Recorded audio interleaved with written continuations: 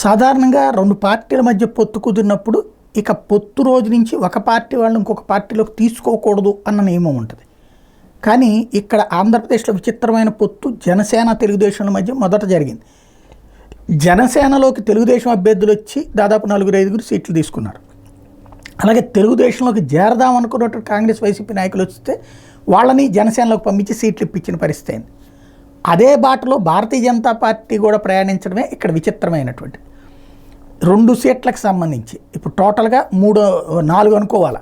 ఒకటి విష్ణుకుమార్ రాజు చంద్రబాబుకి లాయలు తప్పించి బీజేపీకి కాదు, కాకపోతే భారతీయ జనతా పార్టీలోనే ఉన్నారు, పార్టీ మారలేదు.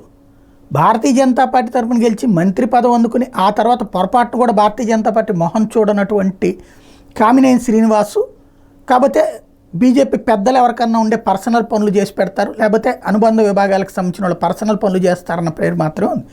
ఆయన తాజాగా వచ్చి కైకలూరు సీట్ తీసుకున్నారు. సరే, వాళ్ళిద్దరిని పక్కన పెడదాం, కానీ పార్టీలోనే రిజైన్ చేయలేదు కదా అని చెప్పేసి. కానీ ఇద్దరు ఇప్పుడు సీట్లు సంపాదించినటువంటి వాళ్ళలో అనపర్తికి సంబంధించినటువంటి ఆయన పొరపాటును కూడా నేను తెలుగుదేశంతోనే పుట్టాను, తెలుగుదేశంతోనే పోతాను అని చెప్పినటువంటి నల్లమెల్లి ఇప్పుడు బీజేపీ కండవా కప్పుకుని ఆయన దగ్గరకు వచ్చే వాళ్ళందరికీ నేను తెలుగుదేశం కండవా కప్పి తెలుగుదేశంలో చేర్పిస్తున్నారు. అక్కడ ఇంకొక ఇన్ఛార్జిని కూడా పెట్టలేదు తెలుగుదేశం.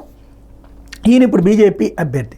అట్లాగే మొన్న బద్వేలకు సంబంధించి రోషన్న అని తెలుగుదేశం పార్టీ అభ్యర్థిని తెచ్చి బీజేపీలో చేర్చుకుని సీట్లు ఇవ్వడం, ఇది మొట్టమొదటిసారి జరిగిన విచిత్ర పరిణామాలు.